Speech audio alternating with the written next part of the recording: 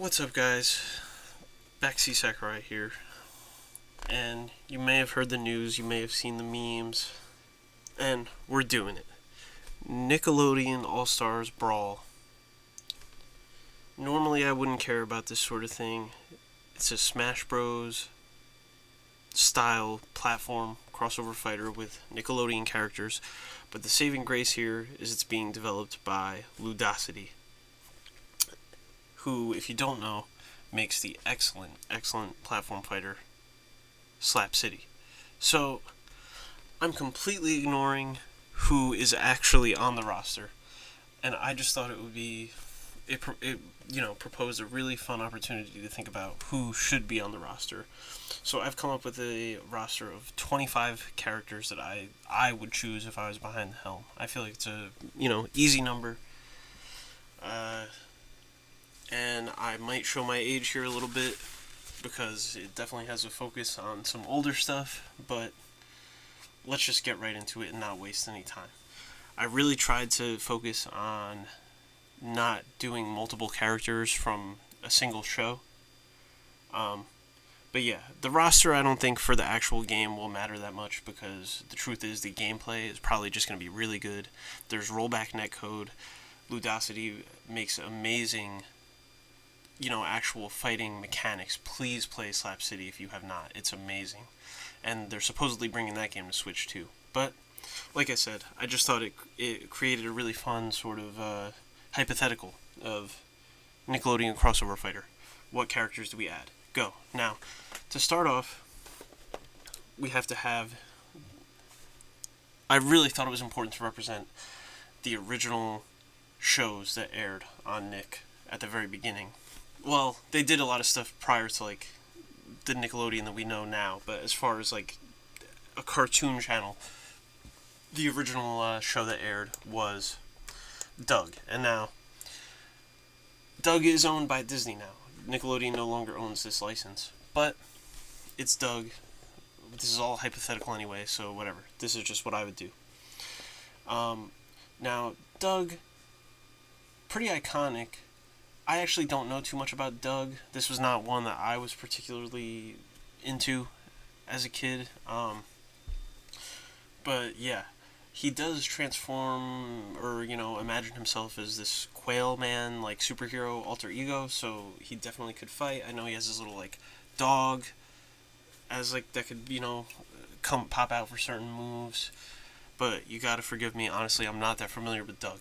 But definitely, it's the first show one of the first shows, along with my second character, and they announced for the actual game a character from this show, but it's just, and I kind of see why, because of the sort of fighting nature of the game, but I definitely think that Tommy Pickles from Rugrats is an absolutely essential character. I mean, they have Reptar in the actual game, and again, I get it. They're probably looking for any, excuse to have, a heavy character, non-human characters, more, characters that are prone to fighting, but I feel like Tommy would have a really easy arsenal between, squirting a bottle, different, toys, a wagon, a red little, wagon, that Reptar car from the movie, or maybe even Reptar himself as, the, final smash or special move. I just feel like there's a lot of potential, and Rugrats sort of quite often got pretty out there and ridiculous with the some of the adventures and stuff that they would do in that show. You could even have Spike come out and have him ride on Spike's back for a move or something like that. There's a million things you could do from Rugrats. I really don't think it would be a problem. That show was definitely zany enough that you could make it work. And, I mean, it's Tommy Pickles. A baby's got to do what a baby's got to do, dude. How do you not have Tommy Pickles? I mean, don't get me wrong. I'm glad there's Reptar. You got to have Rugrats. Rugrats was, basically, the most iconic show prior to one that we'll talk about later. And then, yeah, rounding out sort of this, initial run of Nickelodeon, Ren and Stimpy as, a duo. I imagine this would be sort of not quite an ice climber situation where, I imagine them more operating sort of like in unison. This is another one where, to be totally honest, I'm not as familiar with the show, but I know it's a very beloved show. And if you look at the box art of the actual game, you can tell that they are in the game. And Powdered Toast Man was revealed in the opening trailer, who I believe is also from Ren and Stimpy. But yeah, I think you'll see on my roster, I'm mostly trying to focus on the protagonists of the show. It just makes sense. I try not to do multiple characters from any shows. I keep it very like the star of the show. Let's get as many shows represented in here as possible. Ren and Stimpy, iconic classic, was brought back later on. Very beloved. Gotta have it. And a similar one, Rocco Wallaby from Rocco's Modern Life. Very similar sort of situation to Ren and Stimpy, where even an adult fan base has a very strong fondness for the show. It's iconic. All these shows are sort of zany and cartoony enough that you could easily come up. Moveset potential, I don't feel like is very lacking for any of these shows, between the guest characters and the this, that, and the third. Now they did also show off Oblina from Real Monsters, and I would have taken a different approach. I think with the monsters, you got to have all three, and it would be like a Pokemon trainer type deal where you switch between whichever one you want to use. That might be a little bit ambitious, but again, we're kind of just way out in the wild. And I'll be honest, other than Rugrats, so far, all these shows are shows that were just, they were either slightly before my time, or I just wasn't, really that cognizant of them during this time. But now we're starting to get more into stuff that I can really comment more specifically on. But yeah, I think the monsters to me always seemed like they were very iconic as a trio. Picking out just one seems very odd. I imagine they went with the Oblina because, as we'll see with the rest of this list, it's kind of hard to get female representation. So they were probably just figured, okay, go with the female monster out of those three. But I feel like you really got to have all three of them working sort of as a team. Now, this is another one where we got Helga Pataki, and I don't understand why. Arnold. The show is called Hey Arnold, the football head himself. It's the football head. Why would you have Helga Pataki? I get that she's mean. You can maybe imagine her fighting more. But I just feel like the star of the show has to take precedence at some point. So, this is kind of another one where Arnold is just sort of a regular kid, so it's almost sort of hard to think of a moveset. But there's enough material there where even if it's just sort of disparate references to the show, you could have him do some sort of dance move inside the that banana suit. Where I think he was dressed up as a banana. I don't know. Hey Arnold is a little bit serious for me as a kid. I always found it very gloomy and sort of depressing when I was a kid. Not that I did like that in some shows, but that show just seemed very serious. But anyway, there's a ton of material you can work with there. Just in terms of references. Now here's the first one that I think is sort of almost like a out of left field, wacky, what the heck kind of character. Henry and June from Kablam. Now, if you'll remember these two, Kablam was a show where it was different animated shorts, and these two would sort of be the interstitials, talking about the animated shorts in between. So I think it would be really cool. This show was really stylized and stuff like that. It had a really distinct style. I feel like these two characters are very recognizable from 90s Nick.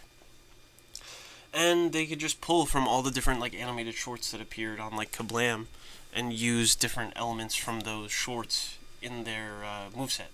You could have it be one of them or both of them or however you want to make it work. Now this next one I think would more have to operate closer to a traditional ice climber style of moveset, and that is the Angry Beavers. And yeah, that's like straight up like an Ice Climbers type character. Very iconic, beloved again, and just you know, what more can you say? It's the Angry Beavers. This first row here is like the classic. You'll see that each row is sort of divided up into different eras. Sort of. You'll see. You'll see. And now with the very last one of this very classic era, Cat Dog, who again, this is another character that we know is in the game due to the silhouettes on the box art. But the unique anatomy of this character just makes it so fun. I could just imagine them rolling around and in like a O-like shape and attacking with the two different sides of the head. I mean, there's the physicality of this Cat Dog character is just so unique and interesting that how do you not incorporate it into your crossover fighter? It's like an obvious choice. Now, okay, onto the second row. And here's another disappointment with the final game. And maybe people will disagree with me because the character they did include is very funny and has tons of funny voice lines and is sort of like a beloved sort of meme character at this point. But from the Wild Thornberrys, you really have to have Eliza Thornberry, dude. You really have to have Eliza Thornberry. And especially given that she talks to animals. That's the whole point of the show, is that her ability is to talk to animals. So there's a moveset right there. You could easily see, like, I was never too into this show as a kid, but I know what the show was all about, and obviously you could have her be like a Beastmaster type character, right? Like, so for a recovery, she's obviously going to call in some type of like bird that maybe she helped in like one episode or something to like lift her up, or attack by summoning all these different like animals to help her, and it makes sense. She speaks to animals. I don't necessarily know what Nigel is going to do in terms of his moveset in the game, but to me this is like a major sort of like, what were they... I don't know what they were really thinking.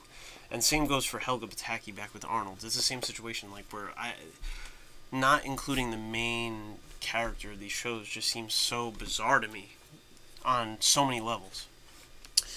Now the next one is, of course, in the game, SpongeBob. What more can you say? Jellyfish nets, karate moves, right? Glove World, Krabby Patty, Spatula.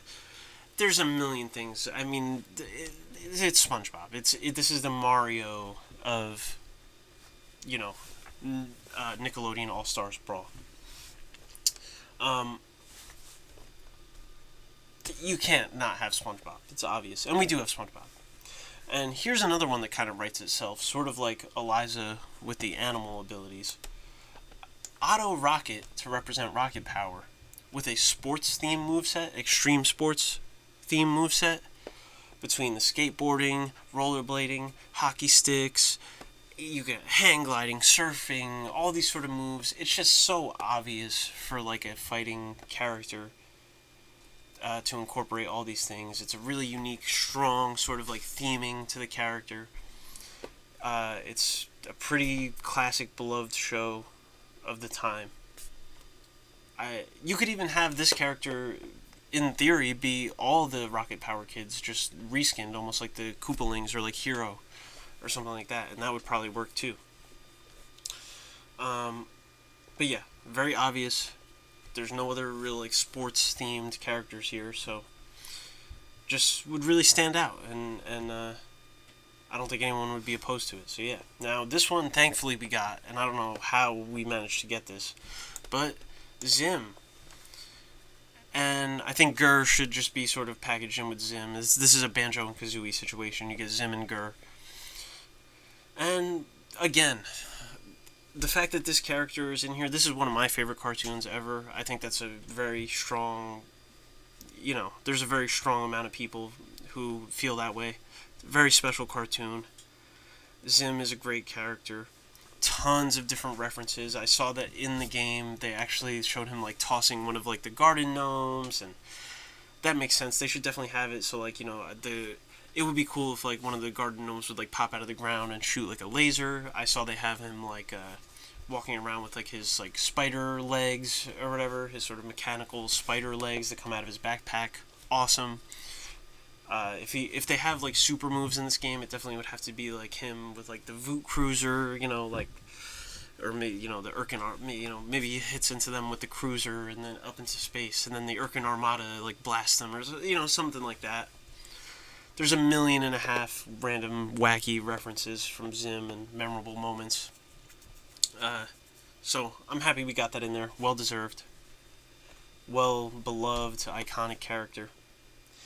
And now this one was one I'm shocked, because to me, if SpongeBob is the Mario, this would be like the Link or Kirby or something like that, right? Timmy Turner. Where is Timmy Turner? Where is Timmy Turner? Wanda and Cosmo would have to be background elements, and they could either summon things for him or transform him into different things, or there's just so much moveset potential. Obviously infinite moveset potential because magic, right?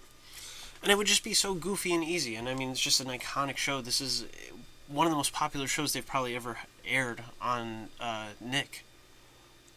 It's just essential. And I just think there's... I just don't understand. There's no reason why this character should not be in there.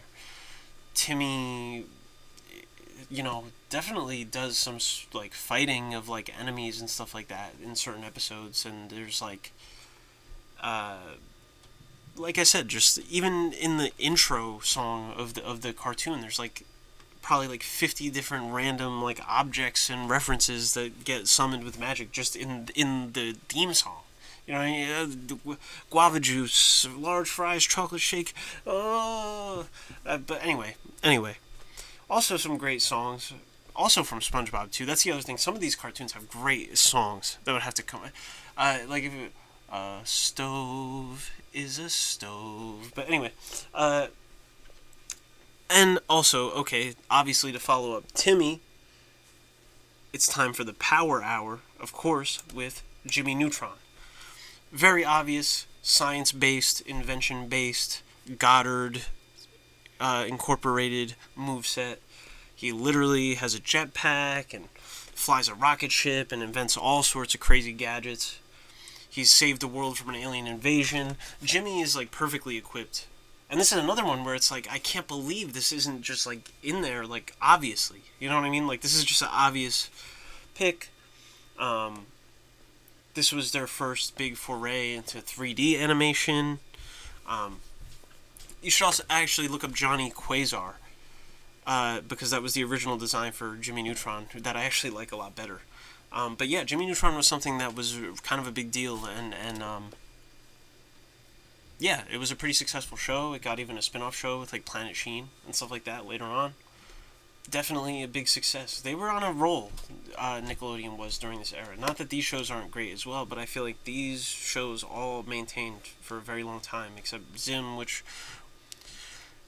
Zim didn't maintain on the air, but it did maintain culturally. This is probably one of the most culturally, sort of, from a cult standpoint, one of their most culturally significant shows.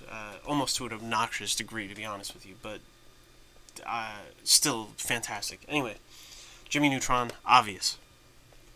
Got a blast, right? Anyway, and sort of similar theme-wise, but a little bit different, we go from having an inventor to an actual robot with XJ9 or Jenny. Now, this was not one of Nick's bigger shows, but I feel like Jenny has such a unique design. It's a female character. It's a show that I feel like everybody remembers. And yeah, just very stands out. She's a robot, so you obviously have like a moveset potential there with, she can fly and do all these sorts of robotic things.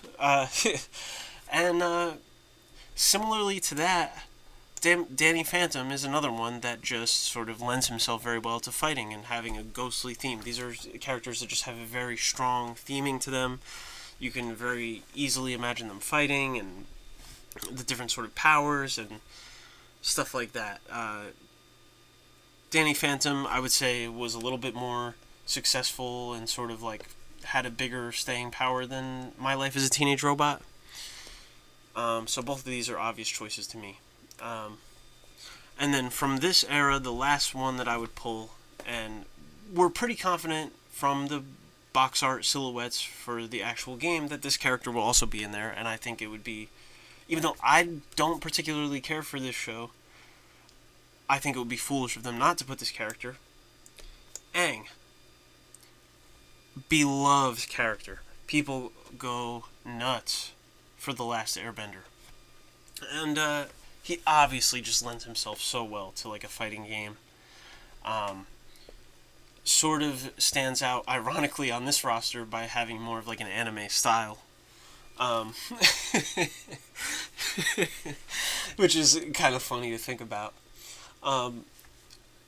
But yeah, I mean, this show just had a huge impact. I feel like this is easily one of their most beloved shows, critically and just, especially from this sort of like later era. We're really getting into more recent stuff at this point. But yeah, he's definitely in the game, and rightfully so. Now, here's where we get a little bit contentious, this last row. And starting with Josh and Parker from Mr. Meaty. Now, why would I choose this? This was a short-lived show. But the truth is, again, this is one where I am trying to pull from something, and you'll notice I'm going in sequence here, according to air date. And from this era, this show is just so memorable. This is a show that I feel like people just remember this show because it just has such a distinct visual style. It's so weird. I feel like they stand out for that reason visually with the theming. They could have very strange, like a meat themed like moveset. You could have like the like parasite come out of the one guy's like. I'll never forget that episode where he had like a parasitic worm and it like came out of like his mouth and like grabbed onto like the meat or whatever. You have that as like a grab and stuff. The unique visual language and theming of this character, along with the fact that the show is like very like oddly like memorable, to me gives I think these one or both of these characters like as like a duo or just one of them, whatever, either however you want to do it, would be a very strong pick to me. And one of the more obscure picks, because you don't want it to all just be the heavy hitters. You do want to sort of shout out some of the more obscure stuff. And now with this next one, people might cringe. I kind of cringe having to do this, but I think the show is successful enough. And it also gives us a chance for one of the very few heavy characters on this roster, which I think is important for a platform fighter. Otis from Back at the Barnyard. Now, we are officially past my time of watching Nickelodeon at this point, okay? With this character. I don't know anything about this, but the show ran for a long time. It's something that a lot of people are familiar with. Like I said, it's a heavy character. The farm theme is pretty unique. Having like a non-human character on this roster is like somewhat unique, like non-humanoid even. You can incorporate some of the other barn animals, and like a barn would just make for like a good stage. And I feel like it's just a recognizable character. I don't care for this show or know much about it, but again, I'm just trying to be relatively fair. I already have a very lacking perspective on the newer stuff. And you'll see I actually don't include any characters from the Loud House, which has 2 characters in the actual game, just because and maybe that's just me being totally ignorant, because that is one of their most popular shows from what I can tell as of now. But I don't know anything about that show, and it looks like all the characters on it are just like normal children without any sort of like... I don't know. Well, I could be proven wrong by the actual game, but I don't know enough about it, so I'm just not going to include it on my fantasy roster. So I needed to pull in some newer material here. And now with this next one, it's the only one where it's sort of contentious as to, is this a second character from the same quote-unquote franchise? It kind of is, but It's from a second show, um, a second show that sort of aired during an entire different era of the network, and made its own impact in sort of a big enough way that I feel like it just has to be included. Korra from The Legend of Korra. Now, of course, this is part of the Last Airbender franchise along with Aang, but like I said, the Legend of Korra was its own show, very far removed from The Last Airbender time-wise. Not time in the show's canon, but time as far as when it aired on TV. And it's another female, it's another character that lends himself really naturally to fighting in a fighting game. And it's a very impactful show in its own right, and it balances out, gets some more recent stuff on this roster, because I'm very tilted towards the old stuff. And now, this is where we get into actually some curveball stuff. Now, you'll notice the game is Nickelodeon All-Stars Brawl. Importantly, not Nicktoons. If it was just Nicktoons, this would be all I would really have. But it's Nickelodeon. And given that fact, we're going to get into probably what will end up being the 4 most controversial picks on my entire roster, right here. But 4 of my favorite picks on the entire roster, actually, ironically. So, first off, we're opening the floodgates to Nick Jr. with Steve and Blue. Now, it could be just Blue on his own, but I think Steve and Blue would be what I would choose, because it's a unique opportunity for like a puppet character, almost like a Rosalina and Luma type thing. It would open up the moveset potential if Steve could use the notebook and the chair and all the different household objects, as opposed to just Blue kind of like leaving the paw prints and stuff like that. You could incorporate the mailbox, and this is just an iconic show.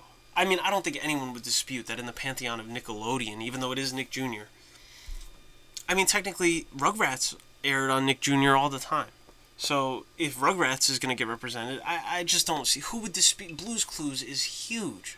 Blue's Clues is just a multi-generational. They still have iterations of some form of Blue's Clues on the air to this day. I feel like for the last, if you've grown up any time in the last, 25 years, you have some sort of connection to Blue's Clues. So that should just be amazing. And I just picture if they did a reveal trailer for this, where you just see Steve we just got a letter, we just got a letter, we just got a letter, I wonder who it's from, and then he opens it, and he just is completely shocked, and he just runs away. And then it just pans down, and it's the equivalent of the Smash Bros symbol. They're what? You know what I mean? That means it's just hilarious. Hilarious, okay? So, yeah, Steve and Blue. And this is a character, I'm not gonna lie, I specifically Steve, I know they had, I think it was Joe later on and stuff like that. I grew up during the Steve era, okay? Green shirts only, okay? This is a show that was massively important to me as a kid. I loved Blue's Clues. So, yeah. And then the second one, which is actually a little past my time, but it's just so iconic and so huge, almost like SpongeBob or Rugrats or one of these other things. Gotta go with my girl Dora. And I mean, Dora, Dora, Dora the Explorer. The super cool explorer, Explorer Dora. Come on. Grab your backpacks. Come on, man.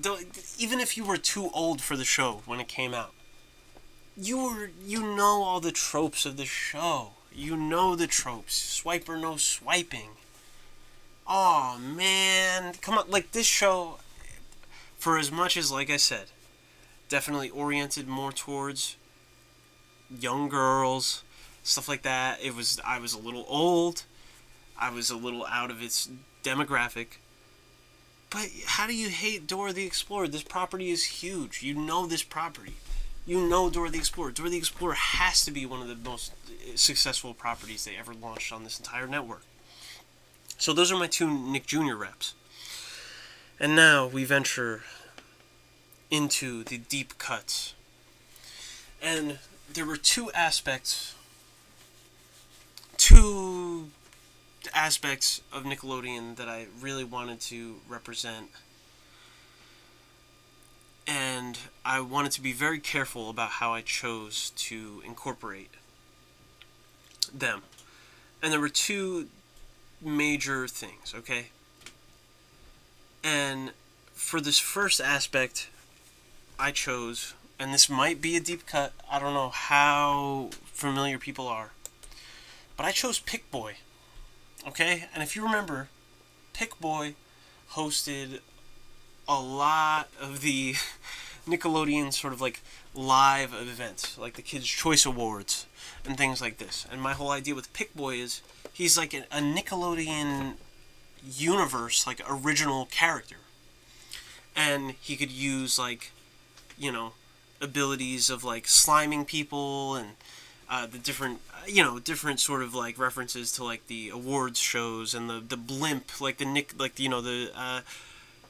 he could be a very wacky, almost like Game & Watchy sort of character where he's taking in all of these like elements that were like very familiar to a Nick audience, but not really from a specific show, more from their like the peripheral like elements of the Nick live programming.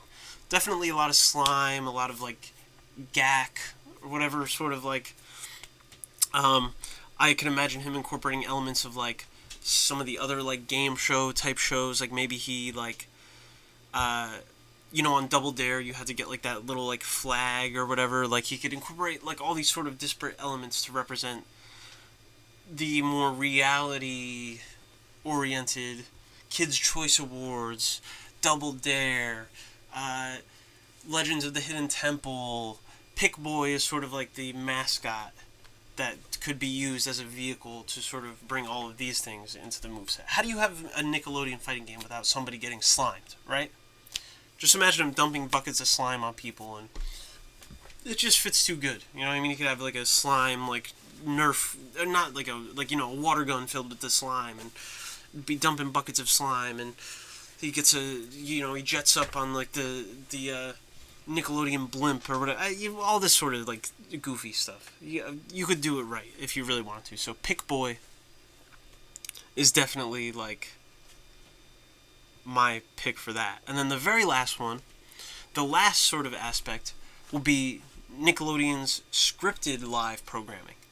So more so the side of, I'm sure a lot of people immediately think of Drake and Josh, iCarly, all this sort of later stuff. All that, Kenan and Kel. But I really feel like just including, and maybe I'm going against this a little bit with Steve, but I feel like Steve was the character in the show, right? Like Steve, like, it's a little bit different. And like I said, even if it had to just be blue, it's just different. It's different. It was a kids program. It's different. It's whatever. I wouldn't feel weird having it just be like Carly or Drake or Josh or Amanda or this or that or the third. So who do we pick? I think Kenan and Kel are sort of cartoony and out there enough, and they have the Good Burger movie and all that, to where you could sort of see that with a fast food moveset or something like that. But really, I kept coming back to this one character, and it might be stupid, it might seem really sort of obscure or dumb, but I think we gotta bring out the dancing lobsters, you know what I mean? And I think a dancing lobster, this would be so funny. Having this like mascot character, and it's a dancing lobster, so you could literally just have him doing like dance moves as the moveset, like different dance moves, wagging his finger and break dancing, and like do all this sort of like, you literally like have a dance themed moveset. And I just feel like it's so memorable. This everybody like knows this. Bring out the dancing lobsters, right? Like, this is just too iconic. And you sort of avoid having anything that doesn't mesh too well. Like, Steve wears this totally Steve is like a cartoon character played by like a real person, basically, with this goofy outfit and his cartoon dog and stuff like that, right? Pick-Boy is literally like a superhero type character. And then the Dancing Lobster is like this big, goofy, giant, like anthropomorphized like animal. So it all still fits in while simultaneously representing these more live-action elements of the Nickelodeon universe. And this would be my roster, man. I mean, to me, this is like... I know that I'm kind of light on the new era. Probably should Lincoln Loud be on here? Maybe. Should, Sanjay and Craig be on here? I don't know. Breadwinners. Harvey Beaks. I don't know what... I don't even know. That's the problem. That's why they're not on here, because I don't even know. But yeah.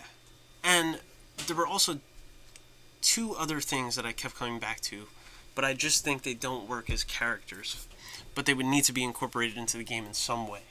And I thought of ideas. Now, first of all, you need to have a hidden temple stage with Olmec in the background as a stage hazard. Where, like, Olmec is, like, taunting you and, like, messing around, making the stage move around and stuff like that. I really hope they have a hidden temple stage. They should also have, like, a Double Dare, like, obstacle course stage, too. But other than Olmec, the other character that they really need to have, and I think it would actually work if they did it as, like, the announcer, Face from Nick Jr. This game's winner is Tommy Pickles. Right? Maybe, I don't know. I've talked to people, and there's some people who seem to not even remember Face from those interstitial programs. But to me, that Face character is so nostalgic. Like, when I think of Nickelodeon, the weird, like, noises it would make and all the different colors and crazy faces that he would have, like, they have to incorporate that either as, like, a stage or just some sort, like I said, the announcer. Like, that was sort of the role he played on Nick Jr., Nickelodeon. Welcome to Nick Jr. Yeah, you just gotta have Face in there, man. Face is such an iconic element of Nickelodeon, man. And so yeah, I'm honestly, obviously, this is not the roster that's going to happen. It's already, based on the characters that we know are in the game. This is not going to be the roster. But I just thought it was an interesting thought experiment. And yeah, I'm really looking forward to the game, and I wanted to encourage people to, while you're waiting for it, if you're really excited for it, go play Slap City. It's on Steam. It's usually on sale for like a pretty cheap price. And it's an amazing, like, competitive, worthy platform fighter. So go support Ludosity. I'm really hoping they can do well with this Nicktoons crossover, this Nickelodeon crossover, and maybe pour some of that money back into their own original content, or gain the faith of, gain an audience and really put something together that can get off the ground, because they make some pretty cool games. Slap City is actually like a crossover between a lot of their own characters from their other games they've made. So it's kind of cool. But yeah. This was just a fun bonus video, don't worry. The Bomberman video is still coming. And then I didn't really want to talk about this, but the next episode of Deconfirmed will probably be a whole deconstruction of the anime swordsman trope and what I think about that and what that means. So, confirmed Bomberman is coming. Deconfirmed anime swordsman special is coming. I stream sometimes, twitch.tv/Backseat Sakurai. I stream random, like, Super Nintendo and Famicom games and stuff like that. And yeah, just hit the subscribe button. Let me know who you want to see, or who you would put into Nickelodeon All-Stars Brawl. And yeah, I'll catch you later.